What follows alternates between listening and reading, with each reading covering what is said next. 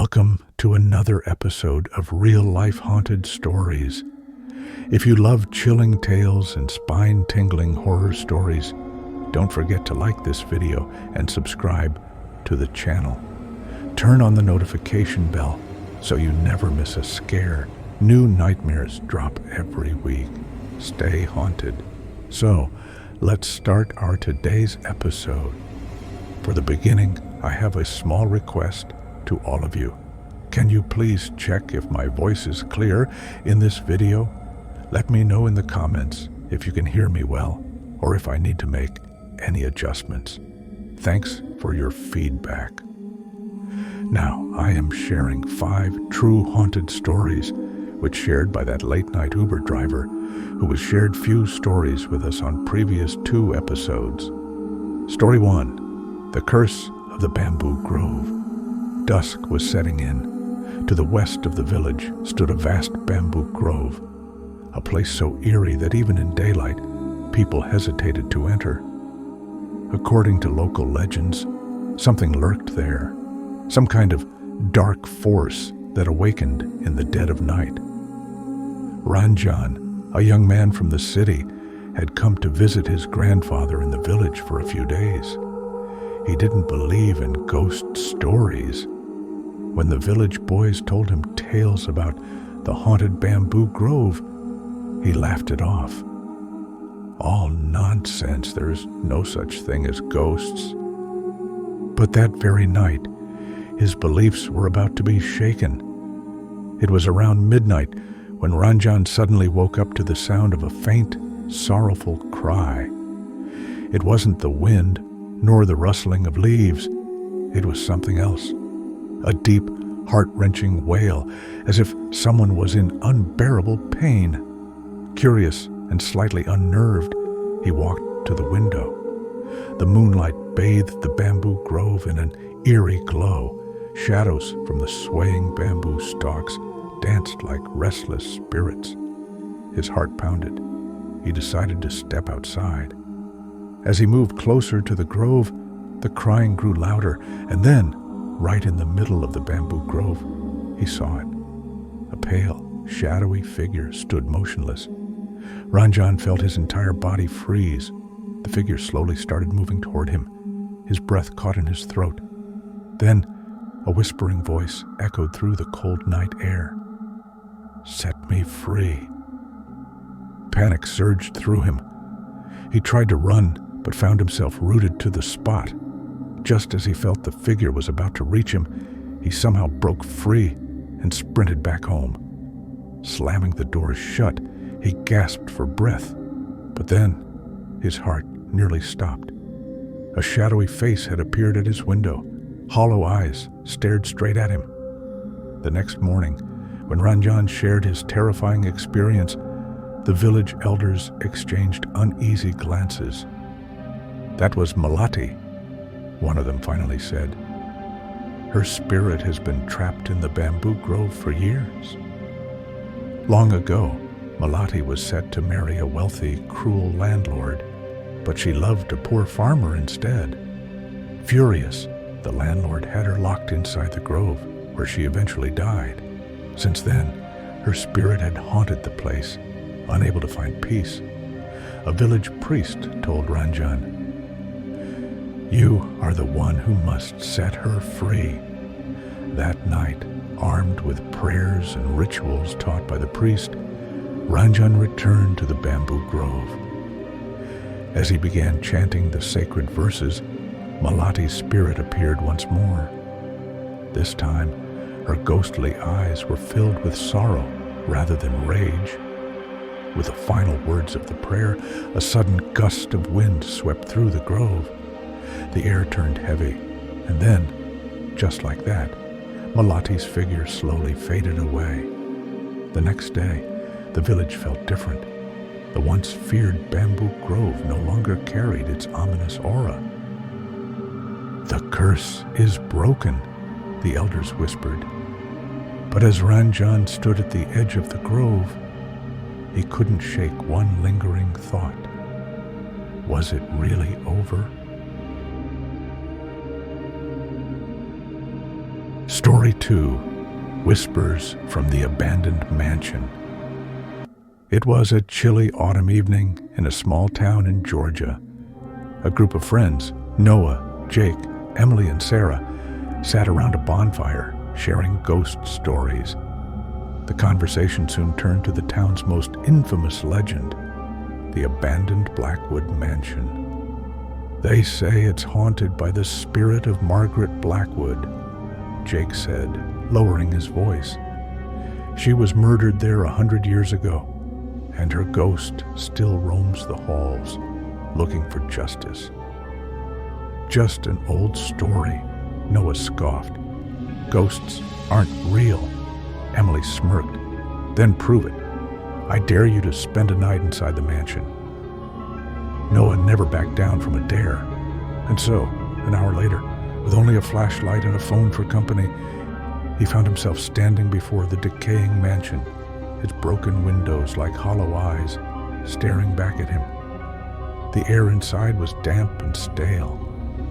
Dust-covered furniture lay scattered, and the wooden floor creaked beneath his every step.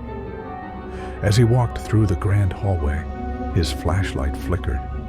Suddenly, a whisper, a soft, chilling voice, almost like a sigh, drifted through the air. Leave. Noah froze. His breath hitched. Just my imagination, he muttered. He pushed forward, stepping into what appeared to be an old sitting room. Portraits of the Blackwood family lined the walls, their painted eyes seeming to follow him. Then, out of the corner of his eye, he saw movement. A shadow. It darted past the doorway. Swallowing his fear, Noah decided to investigate. He followed the hallway to a door at the end. It was slightly open, but when he tried to push it, it wouldn't budge. Another whisper, closer this time. Help me. A gust of cold air rushed past him, and suddenly the door creaked open on its own. Inside was a small, dimly lit bedroom. A vanity mirror stood in the corner, cracked and covered in dust. But it wasn't the mirror that made his blood run cold. It was the writing on the wall. His flashlight flickered again, then went out completely. And in the reflection of the mirror, he saw her. A woman in an old-fashioned white dress stood behind him. Her eyes were hollow, her skin pale as death. Noah spun around. There was no one there. His heartbeat pounded in his ears. He needed to get out. As he turned to run, the door slammed shut. You have to find the truth, the whisper urged. Noah gasped for breath. He fumbled for his phone, using its faint light to scan the room. His eyes landed on an old trunk near the bed. Something told him to open it. With shaking hands, he pried it open. Inside was an old, tattered diary. The diary belonged to Margaret Blackwood. As Noah flipped through the fragile pages, he realized the legend had been wrong. Margaret hadn't been murdered by a stranger. She had been betrayed by her own husband. He had locked her in this very room, letting her starve to death so he could inherit her wealth. Noah felt a wave of sadness and horror. Justice, the whisper came again, softer this time. His phone's flashlight flickered once more, and in its glow, he saw her, standing in the doorway, her expression no longer menacing, but pleading. Tell them the truth. The next day, Noah shared what he had found. The town historian confirmed that the Blackwood family records matched Margaret's diary. The truth was finally known. And from that night on, the Blackwood mansion was silent. No more whispers, no more shadows. The spirit of Margaret Blackwood had finally found peace. Now I am telling the third real story, which is very much creepy. Story 3, The Jinn of the Deserted Village. Rahim had always been warned by his elders. never set foot in the old village past the river. The village, abandoned for decades, was said to be cursed. Some claimed it was haunted by spirits. Others whispered that jinn dwelled there, unseen, but always watching. But Rahim, a curious 22-year-old traveler, didn't believe in old folk tales. One evening, while exploring the outskirts of his town in Bangladesh, he took the forbidden path leading to the deserted village. The sun was setting, casting long shadows over the ruined houses. A strange silence filled the air. No birds, no crickets, just an eerie stillness. Then he heard it, a soft whisper floating through the air. "Why have you come?" Rahim froze. His skin crawled. He turned around, but no one was there. Determined to prove his bravery, Rahim pressed forward. He reached the center of the village, where a centuries-old mosque stood in ruins. The doors were slightly open. Curiosity got the best of him. He stepped inside. The air was thick, heavy, suffocating. The scent of old incense still lingered. As he walked through the prayer hall, his eyes landed on something strange. A single prayer mat laid out, as if someone had just been there. A gust of cold wind blew through the mosque. The doors slammed shut. Then, from the darkness, a shadow moved. It was not human. Too tall, too thin, Rahim's heart pounded. A deep, guttural voice filled the air. "You should not have come." Rahim stumbled back, barely able to breathe. The shadowy figure stepped closer, its form flickering like smoke. "Leave this place," the voice commanded. Rahim gathered his courage. "Who are you?" he asked, his voice shaking. A deep chuckle echoed through the mosque. "I am one of the unseen. I was here before your people. This land belongs to us." Rahim had heard of them before. The jinn, ancient beings made of smokeless fire existing between worlds. "If you wish to leave unharmed," the jinn continued, "you must promise never to return. Swear it on your soul." Rahim hesitated. Something inside him told him that breaking such a promise could be fatal. "I swear," he whispered. The jinn let out a final warning. "Then go. But if you speak of this place, we will find you." Rahim ran as fast as he could, his legs barely able to carry him.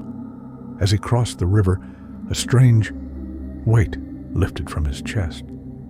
Only when he reached his home did he realize his clothes smelled of burnt wood and incense. That night, he locked his doors and windows, his heart still racing. But just as he was about to fall asleep, a whisper came from the darkness of his room. "You spoke of us." Rahim never woke up again. The next morning, Rahim's family found his bed empty. The doors were locked from the inside. His footprints led to the river, but never came back. The villagers knew. The jinn had taken him. Story 4. The Cursed Well. In a quiet village in Bangladesh, there was an old well that no one dared to go near. It stood at the edge of the forest, covered in moss and surrounded by dead trees. The elders warned, that well belongs to the jinn. Anyone who disturbs it will never return the same. Tariq, a young man with little patience for superstition, laughed at these warnings. "It's just a dried-up well. What's there to be afraid of?" One night, his friends dared him to go to the well and drop a stone inside. Tariq, always eager to prove his bravery, accepted the challenge. As he approached the well, the air grew colder. A strange silence hung in the air. No wind, no crickets. Standing at the edge, he picked up a stone and threw it in. He expected to hear a splash, but instead, a deep, hollow sigh rose from the depths. A voice followed. "Who dares disturb my rest?" Tariq's blood ran cold. He stepped back, his pulse racing. Was someone inside? His friend, standing at a distance, laughed. "It's just an echo," one of them called. But Tariq wasn't so sure. The air around him felt heavy, suffocating. Then he saw them. Two glowing red eyes, staring up from the darkness of the well. Before he could react, a powerful force pulled him forward. He stumbled, barely managing to grab the edge of the well. His friends ran toward him and yanked him back. The moment he hit the ground, the wind howled through the trees, whispering something in a language none of them understood. Terrified, they ran home, leaving the well behind. But Tariq didn't realize that something had followed him. That night, Tariq couldn't sleep. Shadows moved across his bedroom walls, though there was no light to cast them. Then he heard the whisper, "You brought me with you." Tariq turned, his breath shallow. Standing in the corner of his room was a tall, shadowy figure with burning red eyes. It grinned, and then everything went dark. The next morning, Tariq's mother found him sitting on his bed, staring at the wall. His eyes were bloodshot, his face pale. "Tariq," she whispered, shaking him. Slowly he turned to her and smiled.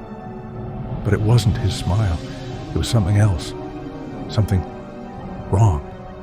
Word spread quickly through the village. The elders knew. A jinn has taken him. A local imam was called to perform an exorcism. As he recited verses from the Quran, Tariq began to thrash violently, his voice turning deep, inhuman. The jinn inside him laughed. "He is mine now." The imam continued, his voice growing louder. The room trembled, the windows rattling as an unseen force howled in fury. Finally, Tariq let out a blood-curdling scream and collapsed. When he opened his eyes, they were his own again. The jinn was gone, or so they thought. Days passed and Tariq seemed normal. He ate, spoke, and laughed like before. But at night, his mother would wake up to strange sounds coming from his room. Whispers in a language no human should understand. And sometimes, just for a moment, when he looked in the mirror, his eyes still glowed red.